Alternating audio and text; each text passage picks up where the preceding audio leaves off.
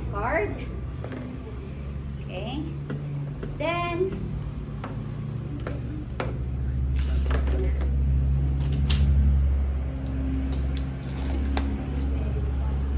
okay, discard. Okay, hand sanitize tayo.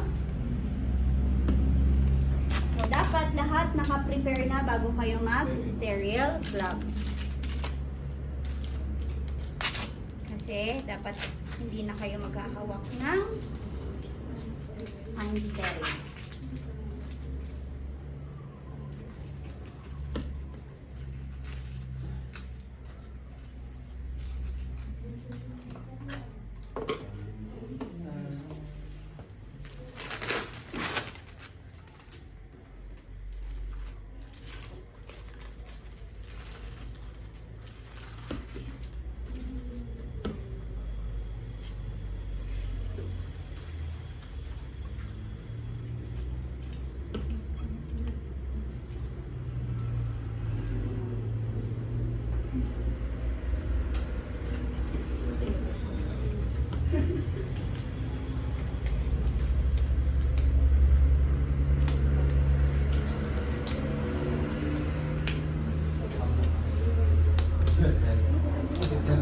Okay, so this will be my sterile field.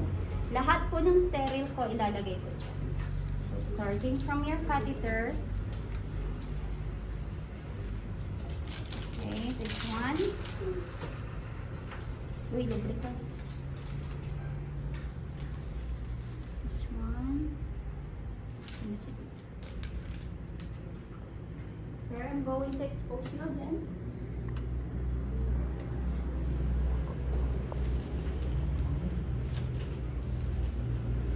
So, ilapit natin. 20 patient. Okay. Sir, I'm going to start at the count of 3. I just want you to take a deep breath. So, lube na naman tayo. Ganun pa din. Be generous with lubrication. Maraming para hindi siya masyadong suligaw. Tapos hanggang dun sa baba.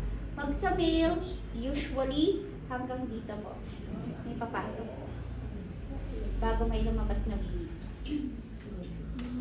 Okay? So here, you can use, if you don't want to touch it, you can use a tissue paper to hold it. Okay, so sir, so ganyan po yan kaliit, ipapasok po natin yung ganito kalaki. Okay, sir, 1, 2, 3, inhale. Ramdamin boys, sarap, no? Inom pa more. Okay, so pasok lang po natin. Ayan na. Sorry, nawala kasi yung pipe niya. Naiwan sa loob nun ng ginamit nila.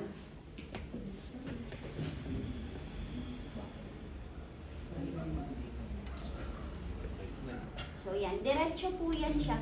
Wala tayong problema sa male kasi iisa yan. Papunta sa kanyang urinary bladder. So once na may maramdaman kayong matigas or mahirap nang ipasok, subukan nyo lang kung i-push ng todo.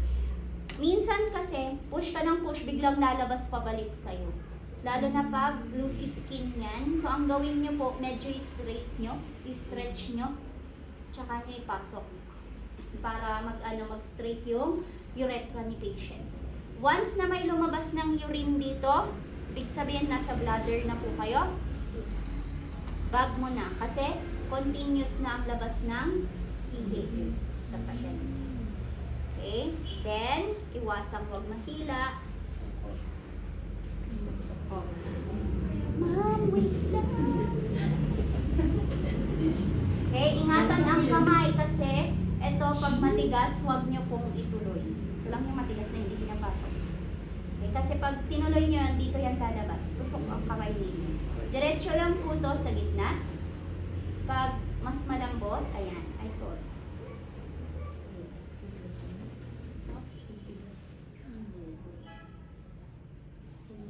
Okay. So, diretso lang po siya. Then, push.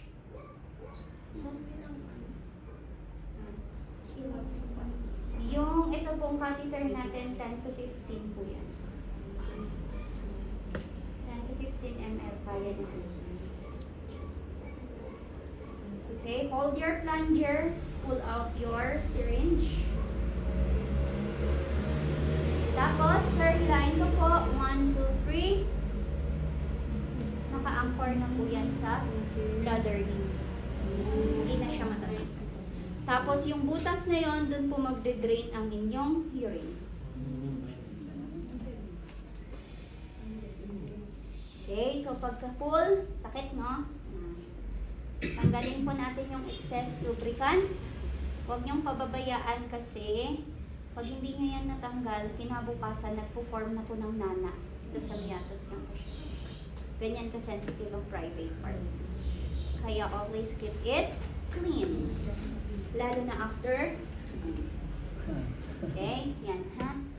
So pull, ibalik ko na po yung paa. Plaster. Okay. You can put on the diaper. Sa hospital kasi matik, pag nagpa-catheter sila doc, naka-diaper. May drape, tas may diaper. Okay, so home base kayo, depende po kung anong gustong isuot ni patient. Magda-diaper siya or magpapantalon siya, magbaboxer siya. Yan po siya. Okay? Yan. Next, we'll have your perineal care. Ito minsan, pinapagawa po ito sa assessment. Paano maglinis ng pasyente naka-catheter?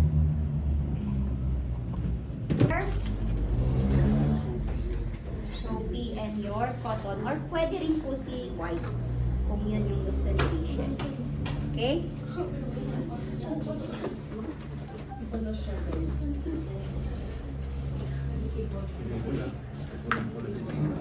Ha?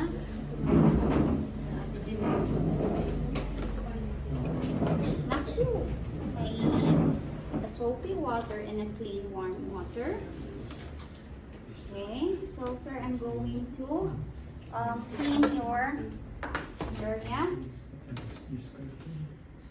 Okay, so dorsal recumbent na naman tayo. Tanggalin ko lang yung tape. Dorsal recumbent again. So we'll start. Ito na po yung pericare nyo. Ang pinagkaiba lang is may catheter po tayo. Okay, so soapy water. Meatus muna, di ba? Kaya lang meron to. So half of your meatus, ihahawak nyo sa catheter, clean, discard. Soapy water, half of your meatus, clean, discard. Then, proceed as is. Okay.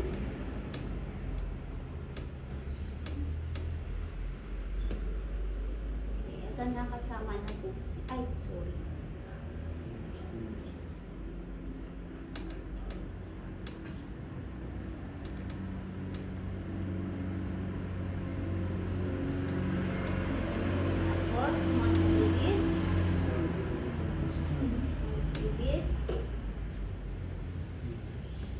Hanggang sa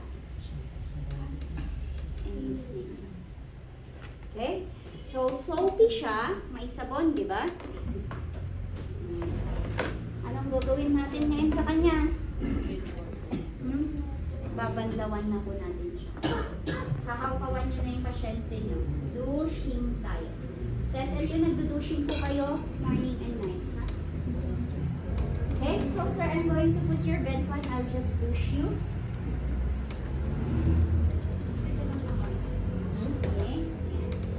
Mahirap kay sir kasi kalahati lang yung ito. Okay, so ganyan po. Then your warm water, usually a pail with a beak, a dipper with a beak. Okay, tapos wawash na po natin. So starting from mons pubis. Okay, so mons pubis, wawash niyo po yan hanggang dito sa may thread dito hanggang sa catheter niya. Douche po yan lahat. Okay? Okay, sir. I-discard ko yan mamaya. Get the towel, pat dry na. Then, put on your diaper. Balik na natin to. I-tape ko na po siya ulit. Okay. Put on your diaper or yung pants ni patient. After care, discard everything. Okay? Yan. Then, following document. Next, remove. Okay, so we're going to remove. We can only remove your catheter kapag may doctor's order na. Kahit na anong pakiusap ng pasyente nyo, ma'am, masakit na, please pakitanggal. Hindi po pwede hanggat walang order si doc. Okay, so sir, I will remove your catheter. Doctor said I need to remove. So, balloon muna.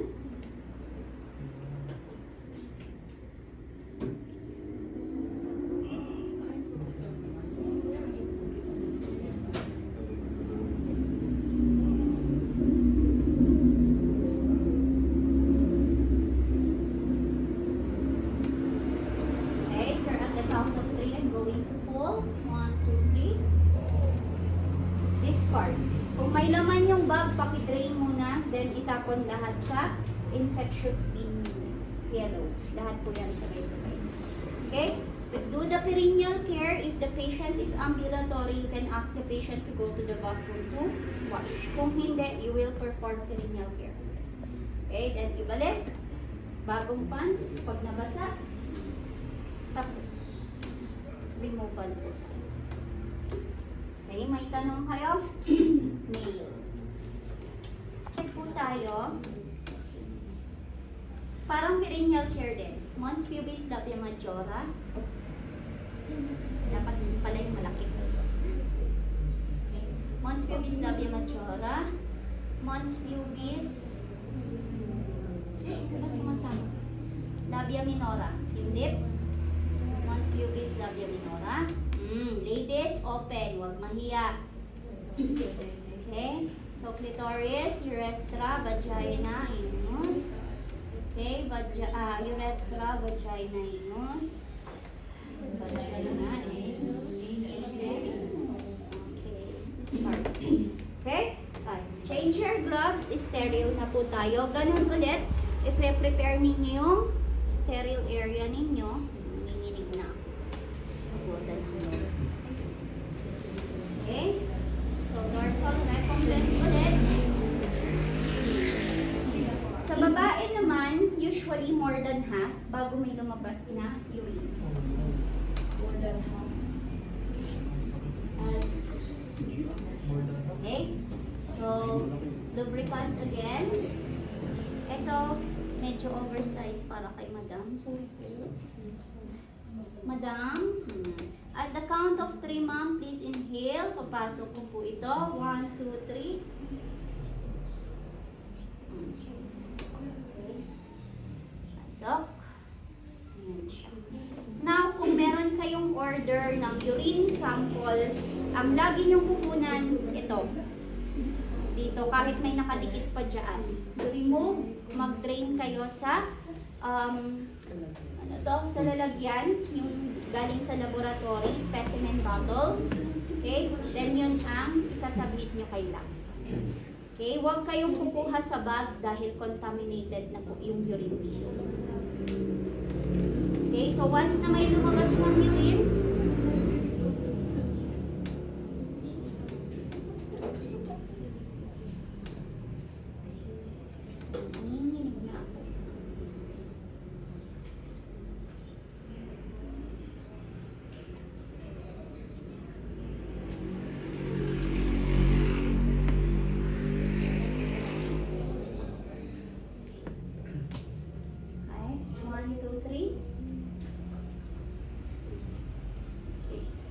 nakalak na rin po yan sa urinary bladder na nakasya.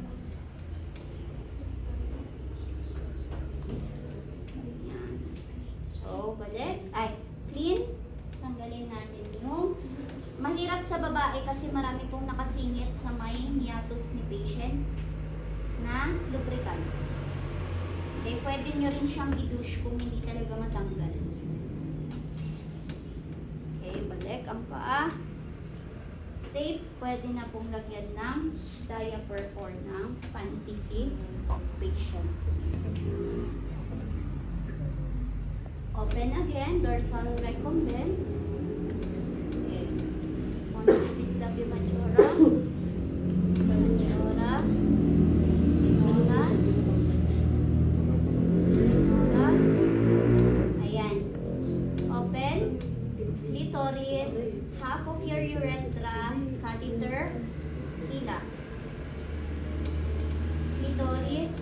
the other half of your urethra. Sa catheter, hila. Vagina inus.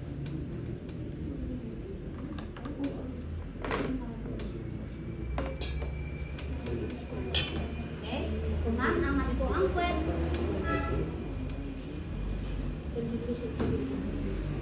Ay, sorry. Madami. Okay? Then, magbabantaw na po tayo. Douching from your mons pubis pababa sa anus ng patient, tapos si catheter. So, ibawash po lahat.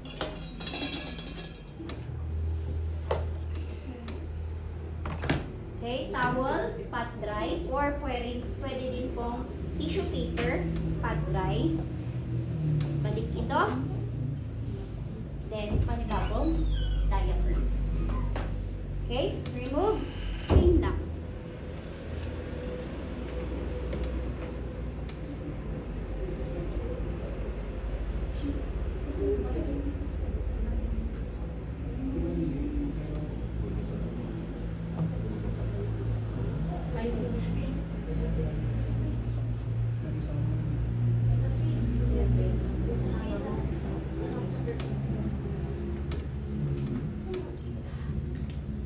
Okay, 1, 2, 3, ma'am. Hila.